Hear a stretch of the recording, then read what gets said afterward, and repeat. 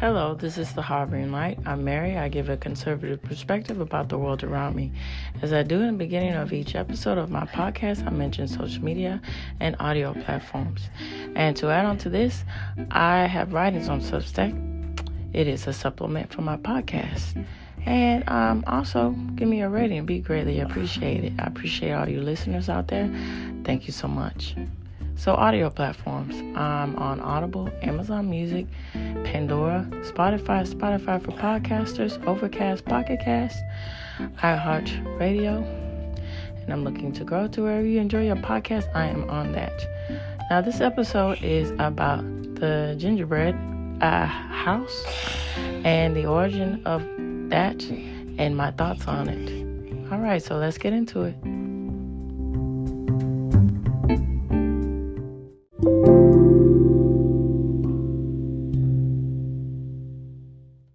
Okay, so now my thoughts about the gingerbread house. I think in everything else with the staples of holiday foods and holiday traditions, I think it's a really good example of understanding culture through food.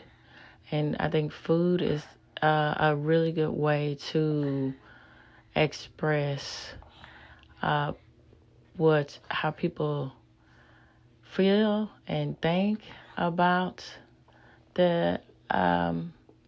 themselves and think about everything, and to express that and to share that is a really good thing, because it's a way to, I think it's a good medium or mediator, that is, to say, hey, this is my culture, and this is how I express myself, and my appreciation for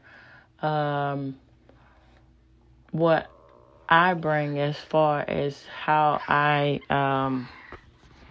like to prepare things and cook things, and to express things about my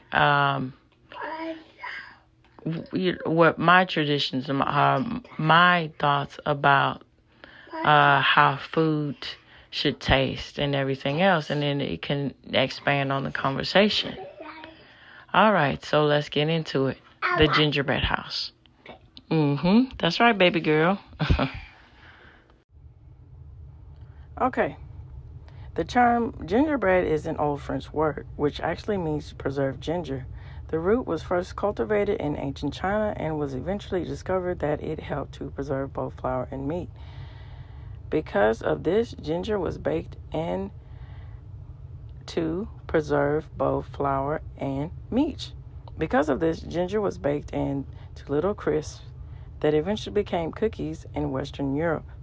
These cookies, or fairings as they would be called at the time, grew widely popular at fairs, hence the name. Many fairings were decorated with gilded edges and would be the foundation of what today we know as the gingerbread house. Okay. A gingerbread house is a confectionery house usually made from a hardened ginger biscuit, often referred to as a ginger nut. This house is typically decorated with an assortment of frosting and candied elements. This practice stems from the tradition of baking ginger into small cookies called snap cookies during European and North American holidays.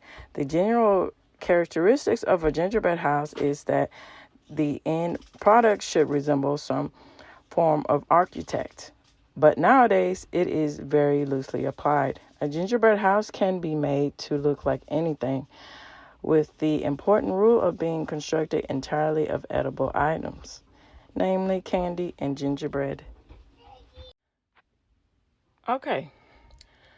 The actual inventor is largely unknown, as gingerbread constructions can be found as far back as ancient Greece and even further in China. But for the Europeans and North America, the practice of making gingerbread houses originated in Germany during the 1800s. And gingerbread was already used to make different forms of art. German bakers took this to the next step, basing their creation off of a very popular fairy tale from the Brothers Grimm, Hansel and Gretel, where two children are abandoned in the forest before discovering an edible house made of bread and sugar. Bakers took depictions of this house from the story and began approximating their own take on a gingerbread house.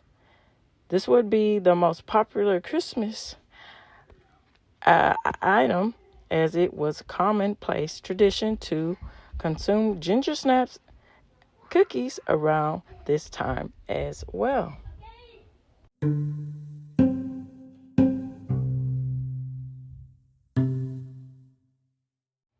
Okay, to add on, gingerbreads were also a medium for displaying folk art and the news as well. This naturally evolved into the houses that German bakers popularized and became what we know today as a part of making gingerbread houses. Ginger snap cookies have always been associated with the spirit of Christmas and come on, baby. And as such, it was highly popular to bake a large assortment of ginger products during Christmas. With the concept of gingerbread houses, eventually this tradition merged with the idea of gingerbread houses.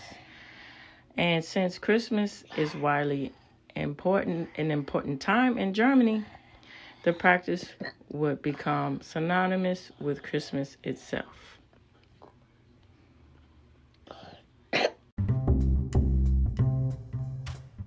Okay.